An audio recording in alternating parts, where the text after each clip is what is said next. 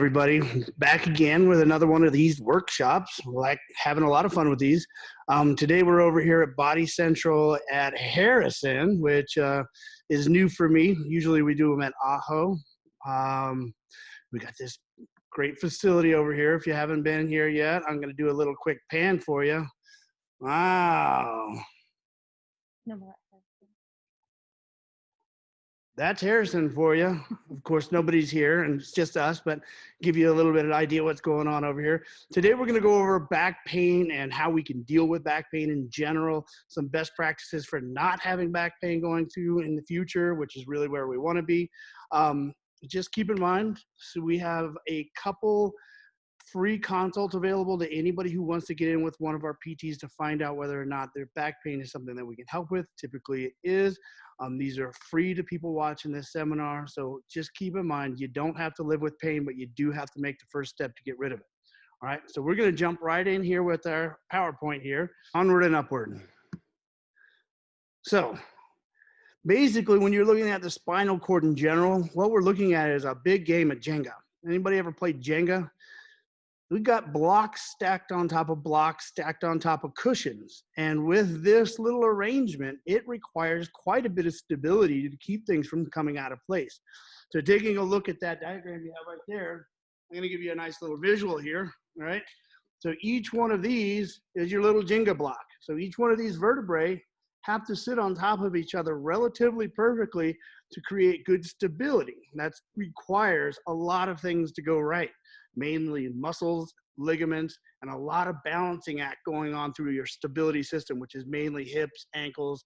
And as you can see, as you go on up the chain here, there's a lot going on, all right? I want to point out a couple quick things here. These little yellow things, all right, those are nerve roots. So every nerve that goes through your body comes out of one of these roots, right?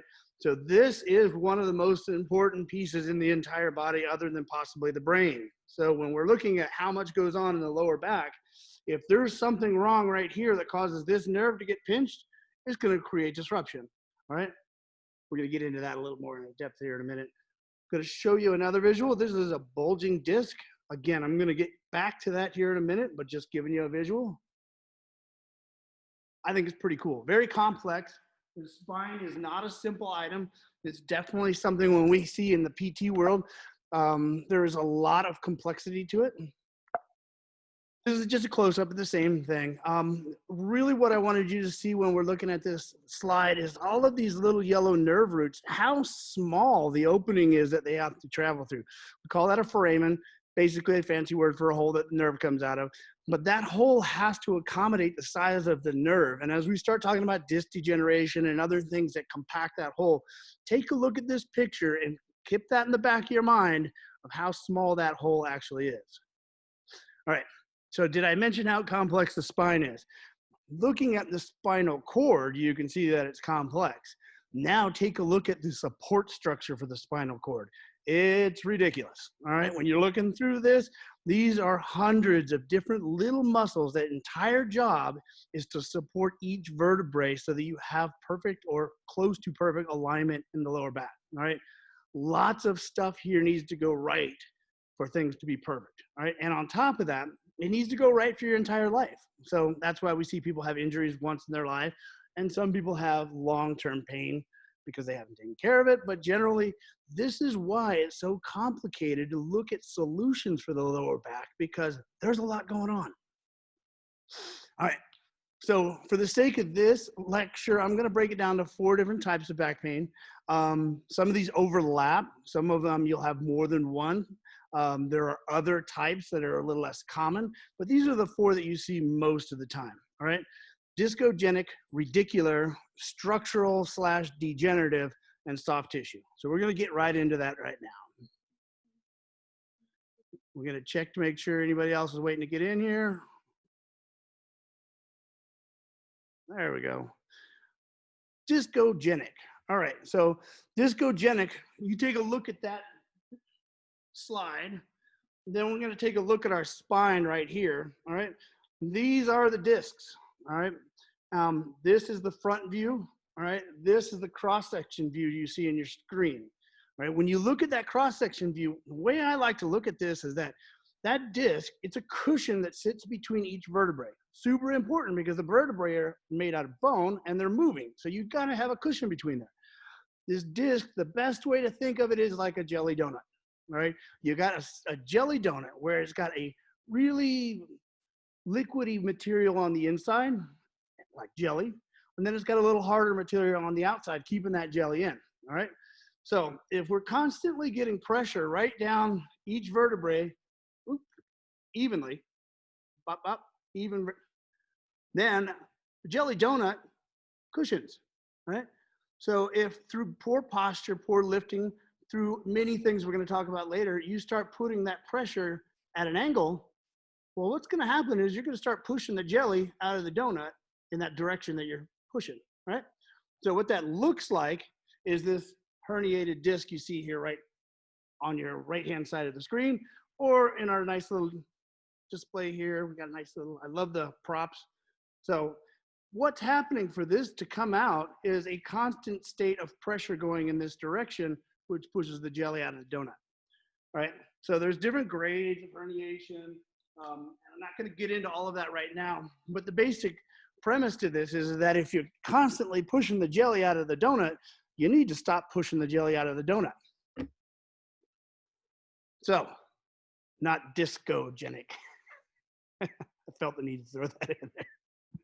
One of my favorite words, discogenic. All right, so radicular. Radicular pain and discogenic pain have a lot to do with each other. Radicular pain is when those little nerve roots start getting pinched. And this is kind of a convoluted picture here. You might have to expand it a little bit to get some of that going on. There's a few things you should know about radicular, right? The basics are that anytime these nerve roots get pinched, you're going to have some sort of reaction through your nervous system, right? A little pinch, big reaction. Itty bitty pinch, little reaction.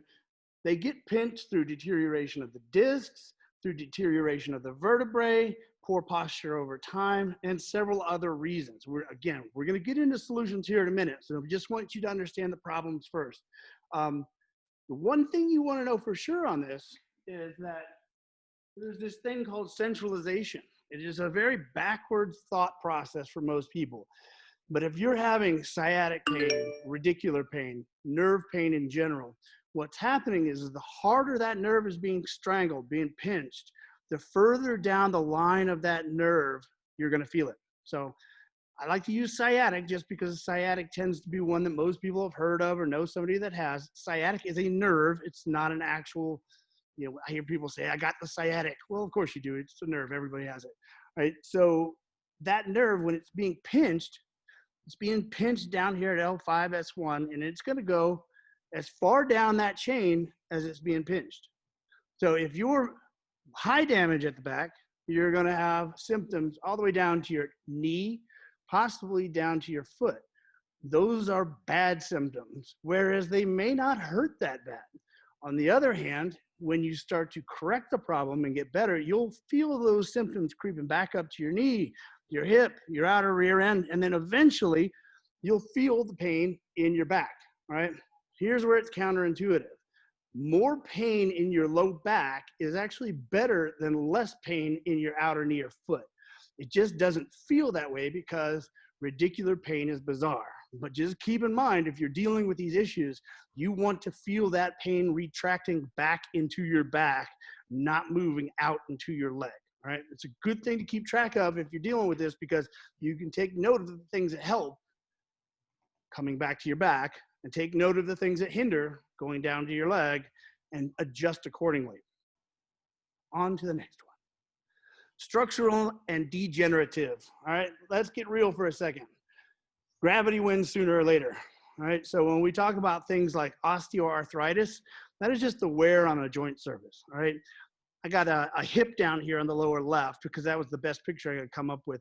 That gives you a real clear understanding of it's just not a smooth joint anymore, right? If you don't have smooth ball bearings in, let's say, your AC joint of your car, I'm not even sure if there's ball bearings in an AC joint, so don't hate me if I'm wrong. But the point being is that if it's not a smooth surface, you're going to get friction, all right? Friction generally causes symptoms. So One of my pet peeves about osteoarthritis, and I think I went over this in the knee seminar, is that it is not a death sentence. We get people all the time coming into the clinics that we're told that they have arthritis that want to talk about, well, I guess I'm going to have to stop doing this and I can't go for my walks anymore. Osteoarthritis is natural. If you're over 40, you got arthritis somewhere. It's just a matter of how high the symptom levels are, which is all about position. If the joint sits directly on top of the joint above it, if the vertebrae sit in proper position, then you're going to have a dispersed amount of friction. If they sit at an angle or forward of each other, then you're going to have more specific, higher points of friction, right? The other end of this is that you want to have decent flexibility so that your muscle tension isn't creating that same amount, more friction in the joint, right? So I'm not going to go real far into stenosis. These are all of the ones at the top. Good luck pronouncing them because I've done this for years and I still can't pronounce them right. But the fact is that these are just degeneration of the bone itself, all right? The answers are all still the same as osteoarthritis. We need to create strength and stability to improve the position at the joints, all right? So we're gonna visit that here real soon. The last one on this page is osteoporosis, right? Osteoporosis is, for most people, completely avoidable and correctable. Now, I can never say for everyone because there's always people out there with specific pathologies that keep me from being able to use 100%. But if you stay in a very active lifestyle and you keep loading the bones, you will have higher bone density. So bone density is based on this thing called Wolff's Law. All right. So if you load the bones, bones get more dense. If you stop loading the bones, they get less dense. It's a fairly simple concept, but as an adult, if you're not the type of person to schedule time to do some sort of exercises, usually we allow work and other things to get involved with our life to the point that we're not doing a whole lot. We're going to talk about sitting later, but the reality is that how often do you load your body? And if you can't say often, or if you don't know how much, then it's probably not enough. And that means at some point, those bones will become less dense. Now, how fast that happens, there's a lot up to genetics. Obviously, I think most of you know that women are more prone to this than men, but guys, you're not out of the woods. It'll happen to you too. So that's all the highlights here. All right. So soft tissue damage is a little bit more straightforward, all right? Soft tissue damage is ligaments, muscles, tendons, connective tissue in general. I think if you go over to the left-hand picture right there, this actually says a lot. This is a great picture. So first of all, it shows what you shouldn't do when you're lifting, but also at the level of the vertebrae, it shows these connective tissues. And they're small tissues. There's a lot of them, but they're not big. How they can break or even fray. Those things are not fun and they do cause pain. However, they're generally pretty high recovery rate depending on how bad it is, all right? So contusions, another soft tissue. Basically, you just got hit by a baseball. It doesn't feel good, but it will heal over time. Spasms, which we hear this a lot in the back world. My back spasmed, all right? So what that means is that your muscle has been overworked and generally overstretched for some period of time. And the response to that muscle is to spasm, right? I get into, there's these little sensors that are in your muscles that get into a feedback loop when they're, we're not even gonna go on into that. The fact is that spasms are no fun, right? We're gonna get into solutions here in a minute. Sprains and strains. You sprain connective tissue, you strain a muscle. They are both a reaction to overstretching and damage in general. Again, very high recovery rate. So next slide. What does imaging really mean? Oh, wow. All right, I wrestled with putting this in here because it is one of those things in our community we get a lot of feedback on and not always good. People coming in with their MRI scans or x-rays and they are talking about how, well, my MRI said I had a degenerative disc at L4 while I had just lists of problems, all right? Well, the reality of that is that's normal. So basically, if you're over 40 and you go get an MRI, you're going to see something on that MRI. In fact, I couldn't find the study itself, but we went over this one in school where they did a group of non-symptomatic people from 40 to 50, 50 to 60, and 60 to 70, and gave them MRIs. And what they found was these people that are not actually having symptoms went, and huge percentage of the 40 to 50 had it. Enormous percentage of the 50 to 60 had it, and on and on. And these are people that are not having symptoms. So if you think about this, you could have one person that has symptoms and one person that doesn't have symptoms, but they have the same amount of damage. That's the question you need to ask yourself. What's the difference? And that's what we're going to get into right away. All right, the fix. So it's really not a terribly difficult concept here, but it is a little bit difficult. So first and foremost, you need to take away the mechanism of injury. The mechanism of injury is simple. What's hurting your back? All right. Whatever that is, we need to figure it out and stop doing it. All right. So strength and stability to core, lateral hips, back, and lower body in general. All right. So you're going to hear a lot about strength and stability in core and lateral hips. Those are the big ones. The reason why is that those are the things that package up the spine and keep it nice and stable and where it should be. The inner core or transverse abdominis that pulls together kind of like a weight belt and encapsulates your guts and your spine to hold everything where it should be. Where your lateral hips sit on the outside of your hips and make sure your hips don't shift too far in one direction or the other, bringing the entire package out of position. Because if you think about your hips are basically the foundation for your back. All right. You don't build a skyscraper on shifting foundation. So your hips become very important if we want to create stability. All right. So third is better flexibility and muscle density. This is a little tricky because we're not exactly talking about length tension or how long your muscle is flexibility. Usually if you've had back pain over time, you've had this thing called, you've had a lot of guarding pain.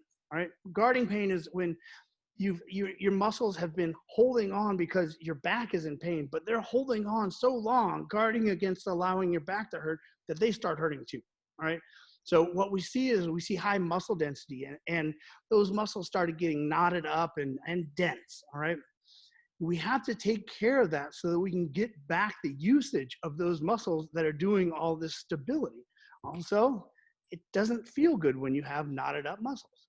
So we're going to talk about how we do that, foam rolling, some myo balls, some other fun stuff. All right, like I said, the first part of this, a little bit dry. We're going to get into the fun stuff here real quick. I'm trying to move fast. Want to take a moment. This is really important to remember that nothing is a quick fix.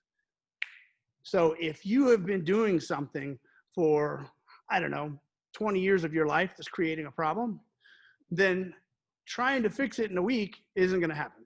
So what I'm thinking is that if you had taken the time to do something up to that point, you would have never have had that problem. So you have to change habits and things that you've done, and you have to spend some time at it. So we look at the 6 to 8 week mark where about we see changes. All right. So physical therapy is the best way to improve your results. I'm going to give you the highlights and basics of how you get this ball rolling, but you're going to have to keep going forward with it. And to do that, you're probably going to need some help. All right.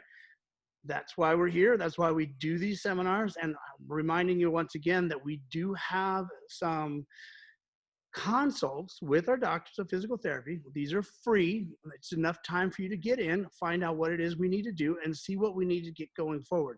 You need a game plan to do this right. All right. And that's what we're willing to do for you. And we got those set up for free. At the end of this seminar, be sure to, are we messaging?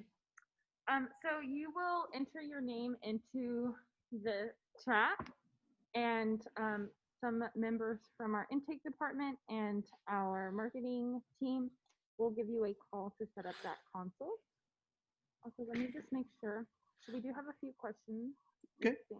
Oh, no. We're going to take a brief pause. Go ahead and enter any questions you have before we continue on in the PowerPoint if you've had any thus far. All right, I don't don't see any yet. No, not one. No. All right. I'm not seeing a whole lot of questions. So we'll check back in a slide or two and see. All right. Onward and upward. So,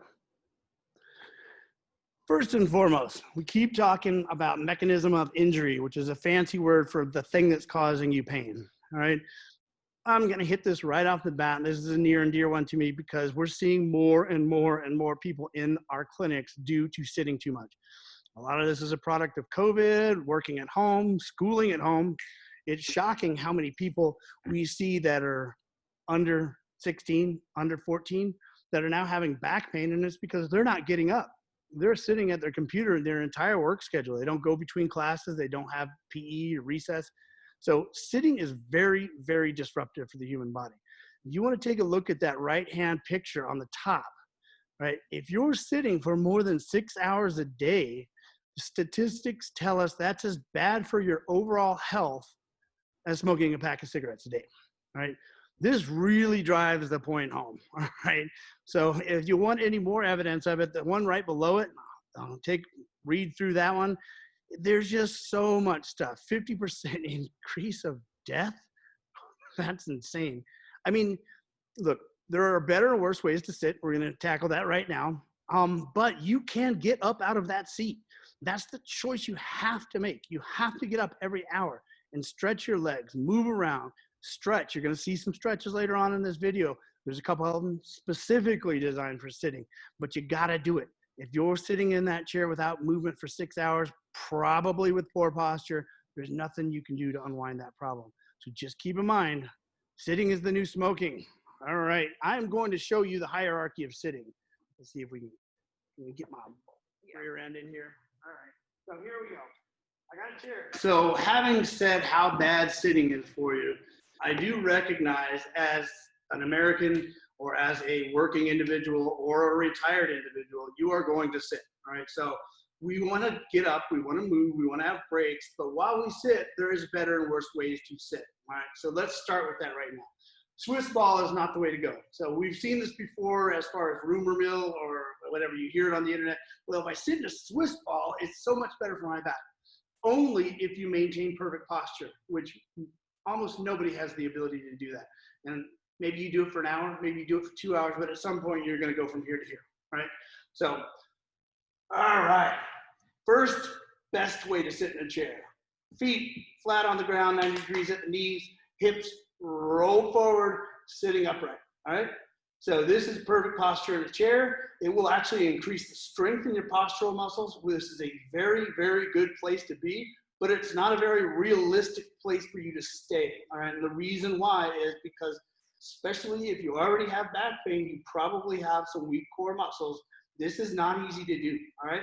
So I always challenge people to stay in this position as long as you can correctly. Once you can no longer hold that position, use your chair. It's designed to support your back. What that means is your butt needs to go all the way into the corner of the chair and your back needs to touch, all right? This is pretty simple. Your chairs are generally designed for good posture, but what happens is we still lose the battle at some point. Watch where my hips go here. All right, everybody's done it, especially watching TV late at night, right? Right? Problem is that that's comfortable for a while, but you're doing damage to the back when you add time to it. It's like little bitty things times time create big problems, all right? So nothing terribly interesting there. That's not like high-end thought, but you have to keep in mind that those are things that you need to stay conscious of because it's not going to change. You will have to sit, and you need to sit in better postures. All right, back to the PowerPoint. Sitting's not good. Imagine that. I think probably most of you knew that sitting wasn't good, and if you didn't know it outright, you might have thought it instinctually, because if you're dealing with back pain and you're sitting there watching that movie, or another one I hear a lot is, I drove to Flagstaff, or I took a long drive, and then I got out of the car, and my back hurt, right? It's because you're sitting and probably in poor posture for too long. I'm beating this up a little too much, but again, sit less, get up more often, and sit properly. We check the chat. All right, we're going to check the chat real quick, see if anybody's got any questions going on here. Oh, yay. So first one is from Kendra. Are there any specific exercises at the gym that you would recommend for back pain? Kendra, you're stealing my thunder. I've got a whole mess of that. Matter of fact, the rest of this is pretty much about that. So yes is the answer, and you're about to see them. Dina said, are there certain body center locations where you do this specific work with clients? This is our bread and butter. The honest truth is, unfortunately, as you're seeing with some of these statistics, there is a lot of back pain out there. Physical therapy as a whole has accommodated back pain for a long time. The short answer is every one of our clinics is very good at this. And then, Paula, we have the volume up all the way. Hopefully everyone can hear. I'm so sorry if you cannot. Barbara said most chairs are for taller people. It's hard to get a chair to sit for a shorter person. That's a good point. All right. Most chairs, when you have full-size office chairs, are for taller people. You don't have to have a fancy chair. What you'll notice in some of these less fancy office chairs is that they adjust in the back. Right.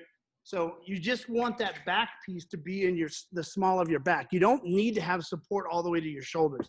So generally speaking, it's sort of ironic, but you don't have to spend a lot of money to get a great chair. In fact, some of the less expensive chairs are a little easier to adjust down to smaller frames. And in general, you got to go out there and take a look at some of that, because it's worth your time and money to get a good chair. If that means you have to buy something that's a little out of the ordinary, it's out there. I mean, Amazon's got it, everything. So Kendra asked, is it bad to sit cross-legged in a chair?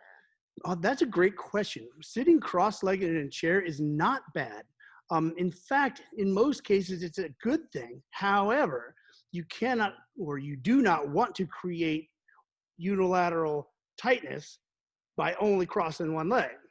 So if you're going to cross your legs, then uncross, cross the other leg. In fact, there's a lot to be said for fidgeting in general. So not staying in one solid position the whole time you're sitting, moving one foot forward, moving one foot backwards, pumping your ankles, crossing your legs, crossing them the other way. Just keep in mind, don't cross your legs until something goes to sleep, because that can happen. And basically, like I said, try to stay bilateral. Do it the same amount on both sides. I have a very pronounced arch in my lower back that makes sitting straight difficult. Is this bad? If so, should I be doing something to correct it? So that's a little bigger question. Two things you can try. First is, I don't know if you guys have seen the pool floaties that are like tubular. If you cut off a piece of that pool floaty and put it right in the small of your back, that will increase the arch size of the chair. All right. That has worked for a lot of people really well. I cannot say for sure if it'll work for you, but generally, if you're looking at some of these increase or decrease in arch of your back, that's a good thing to start doing therapy on. We want to make sure that if it's structural, that's fine, but we need to support it with all of those stability muscles. All right. So you would be a prime candidate to get in on one of our free consults, but generally try the pool noodle idea. It probably will help. It definitely will help. Well, not sure if it'll quite fix it. Everybody's a little different with that one. Okay, so we're gonna go back to the slides for now. Please continue to share your questions in the chat. Yes, please continue to share all of your questions in the chat. So sorry if you can't hear me that well. I'm just having to wear a mask so you guys can hear Steve. You go back. Oh, you're going the wrong way. Mm-hmm. Okay. So this drives home the postural problem. All right. Everybody knows that poor posture creates problems. I mean, your grandma told you to stand up straight. Everybody's heard it. We all know it. All right. So the top little slide there, those are just what poor posture looks like. It's not just the middle one, which is what most people think of.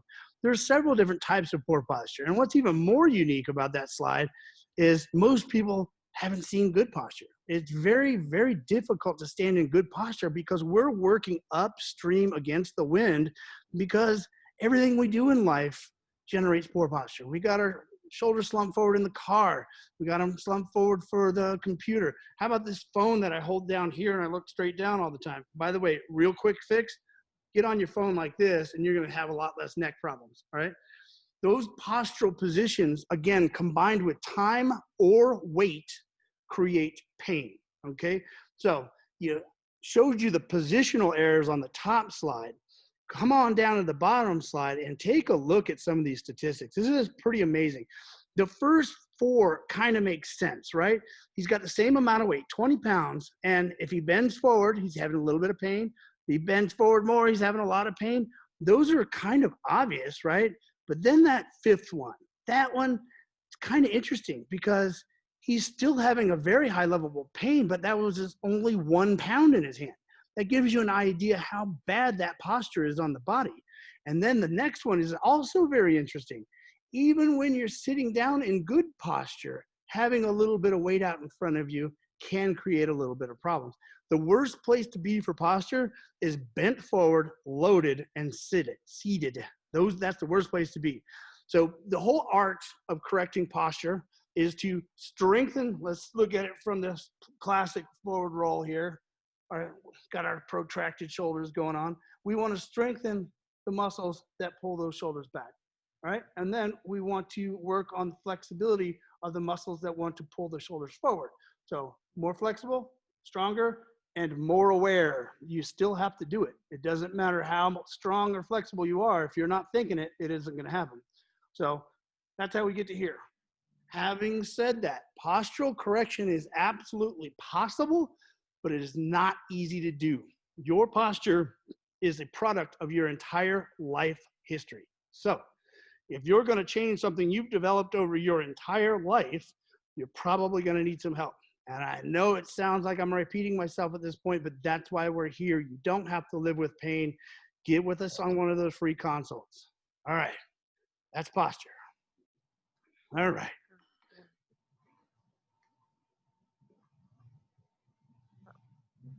So now we're starting to get into what you really physically need to do about this stuff. All right, so stretches are really important, but they're not the most important. We're going to get to the more important things. I got 3 types of stretches here that represent a big portion of what you want to do for general back pain. Now here's the problem, is there are several different pathologies in back pain, dozens. So getting into one of our clinics and getting a diagnosis of what actually is going on can help make sure that we're using exactly the right tools. Not to say that any of these would hurt or are problematic, but maybe the more efficient route would only be to do 1 or 2 of these specifically. That's where you have to come see us when we get game planning. But if you do all of these, you're well on your road to getting to that point you want to be at, all right? So this is pretty simplistic. The only one I want to explain a little bit is the foam rolling. So the guy in the yellow shirt there, he's foam rolling his piriformis. The leg crossed is very important. You can also do this with a ball, like a baseball, all right? If you're doing it on the ground with a baseball, it's a little intense, but it still works. If you're doing it standing up, you can do it up against the wall, all right? Just make sure that you don't engage the muscle that you're trying to roll out, all right? So, yeah, I think this is fairly self-explanatory. You don't want to foam roll over a bone, but you'll figure that out real quick because it doesn't feel good. And generally, foam rolling should take about 30 seconds to a minute on the spot that you're trying to dig out. Just get in there and dig that knot out. It shouldn't be exactly pleasant, but it shouldn't be outright painful either. We frequently in the clinic hear the comment, oh, wow, that hurts so good, right? Because your body is telling you it wants that relief, but it's not an easy thing to deal with, so it hurts a little bit. So I can flex back to this if somebody has some specific questions on form, but I'm going to spend more time on the strengthening because I feel that's a little bit higher priority. So let's get into that. All right.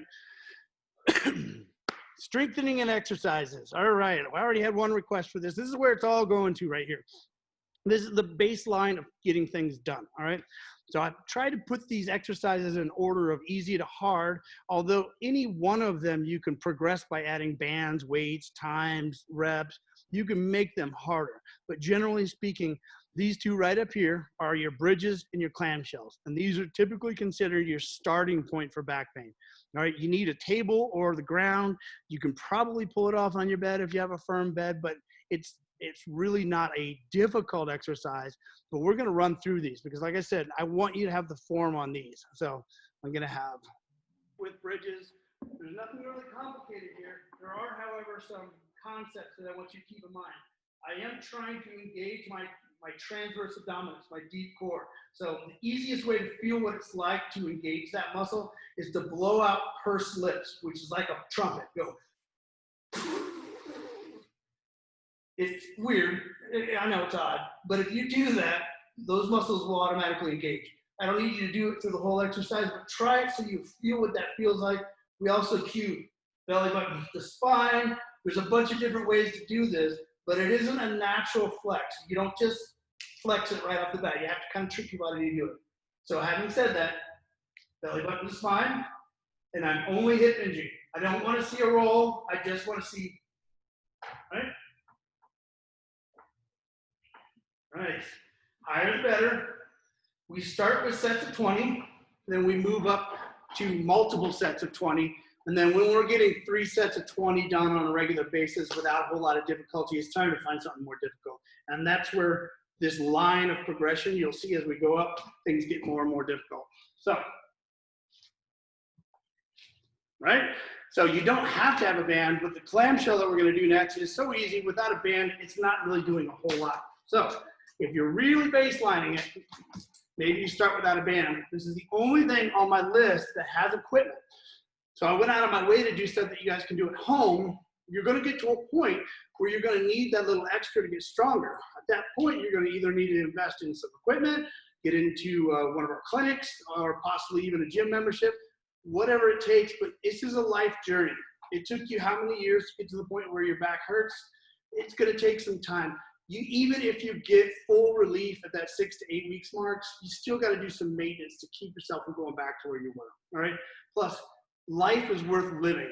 You might as well have a little bit of strength, stability, and control, all right? So, clamshell, nothing terribly interesting here. I'm nice and tucked up. I'm not rolling my hips back. Wow, this table. So I'm not rolling my hips back, I'm just opening up, right? The tendency is gonna be to wanna roll back with the band. Don't do that, right? Just hips stay right here. Open as far as you can. 20 on each side. Once you can get 20 on each side, go to 2 sets of 20.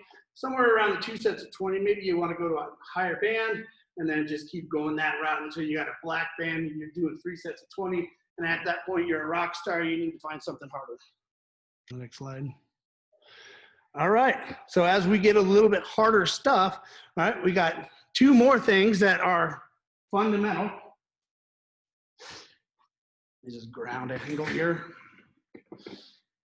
So this goes hand in hand with the clamshell. If you're doing both, that's great.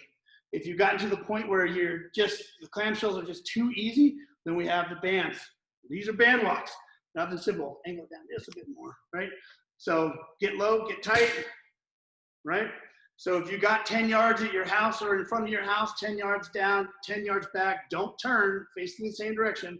If not, you can just go side to side until you feel it. And you will feel it out here in some muscles that you may not have known even exist if you haven't done something like this. What's the suggested frequency for these exercises per day, per week? Good. That's a great question. I did put it in on one of the PowerPoints just so you have reference to it. But generally speaking, if you're doing, I gave you the set and rep kind of idea. If you're doing these every other day, that's great if you're going to the point of intensity. So if you're going to the point where you're mildly sore or at least it's challenging, you need a day to rest. If you're just doing it as a muscle activation exercise, like wake up in the morning, get my body moving, you can do it every day. Right? But if you're pushing yourself, and you should be, then every other day is just fine. Now, reality is that if you don't have the time to do that, and a lot of people don't, 3 times a week is enough to start getting those gains, getting the solution. But the more you do, the faster it happens, right? All right. So I mentioned already about core. So we're talking about transverse abdominis. Right, transverse abdominis is that deep muscle that wraps everything up, stabilizes the spine. We're gonna go over another one here, posterior pelvic tilt, and it's subtle. So this is the problem with this exercise. You may or may not even see me do it. But what I'm doing is I'm pulling my hips backwards, and when I do that, my entire package up front reduces. And naturally, I will get transverse abdominis to engage. Again, we're trying to get a muscle to engage that is a subconscious muscle. It doesn't engage by just like your bicep where you just say, flex. So we're using little tricky methods, rolling my hips back, and I'll feel that flex right there, right?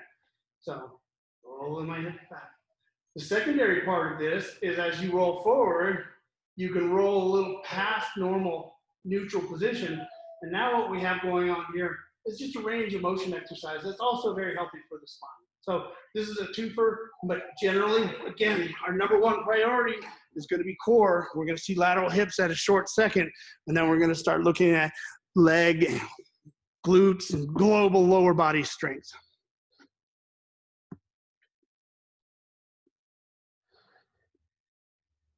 All right. So I mentioned a little bit of that proper movement, like just doing range of motion type exercises to increase your natural movement.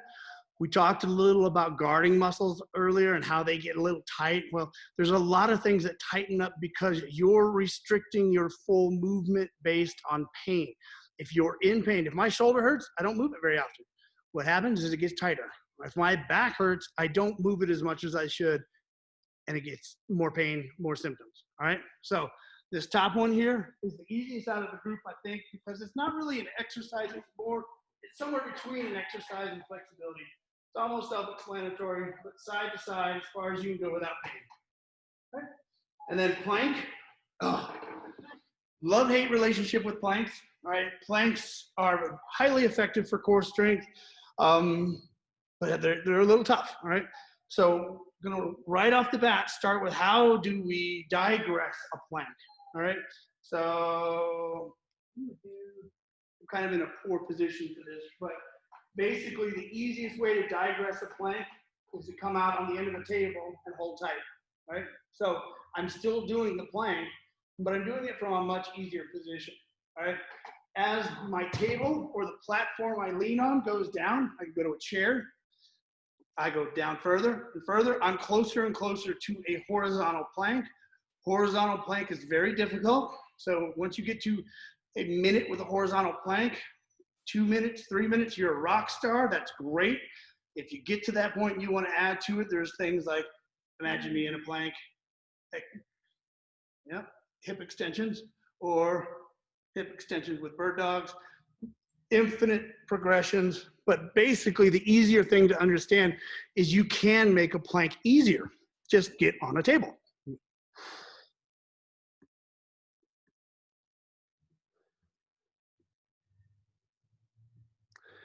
And we are going to make this PowerPoint available. So I don't know exactly the process of that. We'll go over that towards the end. But all of this stuff, I specifically made it with really, really large pictures and lots of details. So these are things that I want you guys to have access to so that you're doing these things. All right. So squats. Squats are the king of all exercises. Can I tell you? Squats are important. All right. Squats do so much with so little time that we see in the clinic when people come in for knee pain, they're doing squats. When they come in for ankle pain, they're doing squats. When they come in for back pain, they're doing squats. See where I'm going with this? Squats are super important. And to add to that, they actually are very good for your overall fitness. So if you're doing squats on a regular basis, you're going to get into shape. All right. So the main thing with squats, I got some do's and don'ts on the form. All right. It's fairly simplistic. It's all spelled out for you there, but I'm going to show you some of those faults, and I'm going to show you where you start compared to where you go to. Because again, squats can be very challenging for people that have back pain, but just like the planks, we can dial them down to a point anybody can do them. Anybody can do them. At some level, you can do a squat. And as you get better at that level, you go to the next level. So what I'm going to do for you right now is I'm going to show you that progression. Where do you start at the bare bones and where do you want to get to?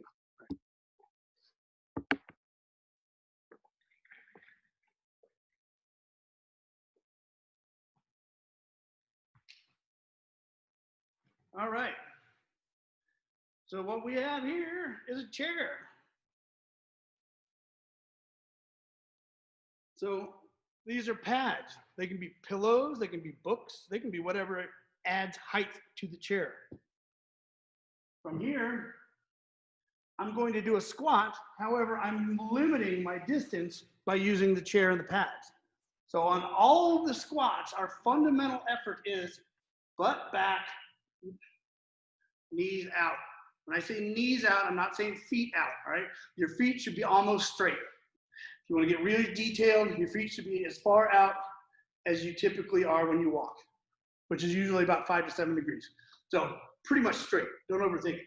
So straight, shoulder width, butt back, knees out. I like to have my hands out because that allows my butt to go back further. And on this easiest version of a squat, I'm not going down that far. Boop, that's it, all right? So at some height, you can do a squat. I don't care who you are, all right? So if I happen to put that height way up here, so I'm just going beep, that's fine. That's where you start. And then you get rid of one pad, pop, get rid of the next pad, right? So before I go and do a touch squat at full depth, I'm gonna do a sit to stand. So holding good posture the whole time, not using speed through any of this, all right? At a lower level, I could use the handle, but I want to get away from that concept real quick. So now I've gotten to the point where I can come down and I can tap. The next base we go to is a full air squat, all right? And I'm going to take the time with the air squat to show all the angles and form, all right? So squat up front, get back in the screen here. So again, note where the feet are, note where the knees are, all right? I'm upright. I don't change this angle. I'm nice and straight. We call it spine neutral, but if you look at it from the side, it's just good posture. If you want reference to what that looks like, go back to the posture slide and look at the guy that had good posture. I can bend as far forward as I want to, and it's healthy for my back, as long as I don't flex when I do it, all right? So good, bad, all right? So keep that in mind when you see the squat, because to get my bottom of my squat, my knees cannot cross the plane of my toes, all right? So my butt's gotta go way back, all right? And to do that, I have to come forward. So you can't be afraid of this forward lean, because that's how you get your butt back, all right? So there's your perfect squat, all right? One of the things I hear a lot of people that have been in athletics, especially if more than 10 years ago, is I want to keep my head up, right? Don't keep your head up. Spinal neutral. If I put my hand on my chin, my hand on my belly button, and then I do my squat, it shouldn't change the distance. So if I did this, I'm changing the distance, right?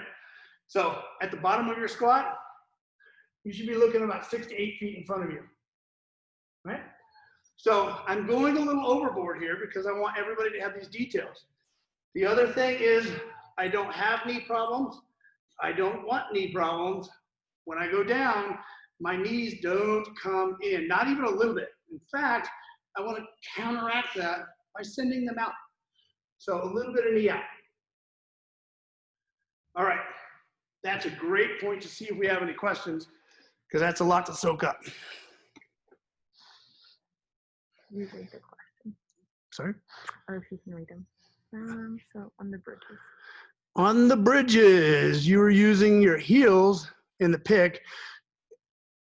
It's flat-footed. Is doing it on the heels more advantageous? I didn't even realize I was doing them on my heels. If you do them on your heels or on your toes, as far as the back's concerned, it's not going to make a bit of difference. I'd say flat-footed would be the better way to go. Wasn't aware I was even on my heels, but it happens. So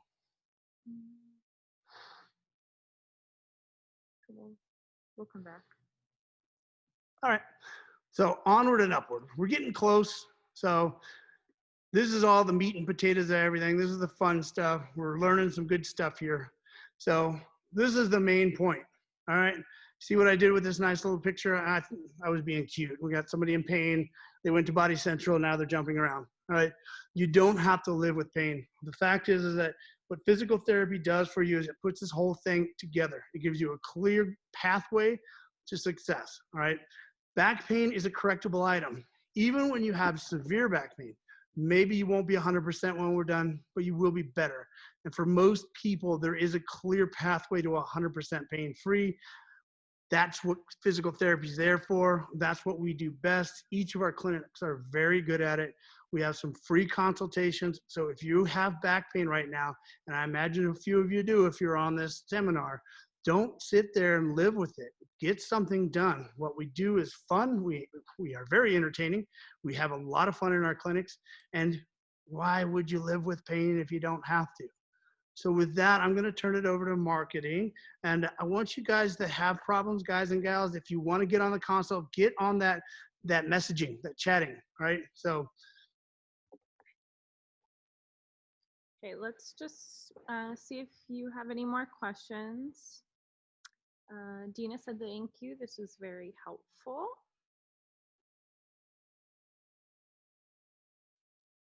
And then Alexa, if you want to hop on and say anything. Yes, Bianca, this will be, I will upload it either Monday or Tuesday. And when Alexa sends out that email with the PowerPoint attached, she'll also send you the link to our YouTube channel. And it may have to go in 2 parts, but she'll send the link for you. Everyone's saying thank you, Steve. Thank you for coming. I enjoy these. If you're really enjoying them, you like them, you can go on our website. You can talk about it. Tell a friend. We do these things roughly once a month. I don't know if that's going to happen during the holidays, but we enjoy this. As a company, we do this to get out in the community. Yes, obviously, we like to create business from these, but we also like to make sure that you guys have tools on your own to be better. As a community, we would rather see you never in our clinic, but if you're in pain, take care of it, all right? So we like to give you guys the information to get you a little bit better. I think I see, could Steve do a squat from the, could Steve do a squat example from the side view? One more time, maybe a little slower. Absolutely, why not? Let me. I realized after the fact I probably shouldn't have worn a baggy shirt because this inhibits you seeing some hip movement. So I'm gonna see if I can't like tuck this in a little bit or just hold it front. So this way you can kind of see what's going on back here. All right, I know it looks silly, but so angle that down just a little bit. There we go. So if you see, this is the width, this is the stance, and from the side, this is what's happening. Micro slow. Now remember, depth is a product of your own body and capability. One of the questions I have gotten a lot of is how deep do you go? How low do you go in your squat? You go as low as your body is capable of going and still holding perfect form. And if that means you can get all the way down, more power to you, all right? If that means you can get here and then things start breaking down, that's where you go, right? This is a progression. You don't start with a good squat. You start with a safe squat and you move your way into a low squat. Oh, real quick. Might as well add this in here. And you all, if while he's doing this, if you do want to get in for a consult, go ahead and put your name in the chat and we can call you after this. For all you rock stars out there, because I know there's a few of you, right? Once you get a full squat and you've done 3 sets of 20 and they're no longer all that challenging, you start adding weight. The easiest way is from this position right here. It doesn't have to be a dumbbell. It can be a gallon of water. It can be a rock from your backyard. It doesn't matter. From there, there's no difference in form, just now that you have weight in your hands. I like it here because it's convenient. I've seen other people that do this. It doesn't change anything. You just got to have weight. That's it. Once you get past what's convenient to put in your hands, then we're putting back squats. That's the point where you need to talk to somebody and get your form cleaned up. But again, one more reason to get in touch with us. Yeah. Kendra has a question. Does walking count as exercise? Oh, I love that question, Kendra. Walking absolutely counts as exercise, but one of the things about walking is at some point your body isn't going to be able to walk properly, right? Now, this is different with everybody. When you start getting tired or tight, your hips and your core don't quite keep up with the movement, so they start wanting to lock down so that they don't create back pain. The main thing with walking is knowing your distance that you can do without causing symptoms, staying inside of that distance until you can progress and progressing slowly. What that looks like is if I have pain when I walk more than 4 blocks, I walk 3 blocks and I do it very consistently until that 3 blocks is easy.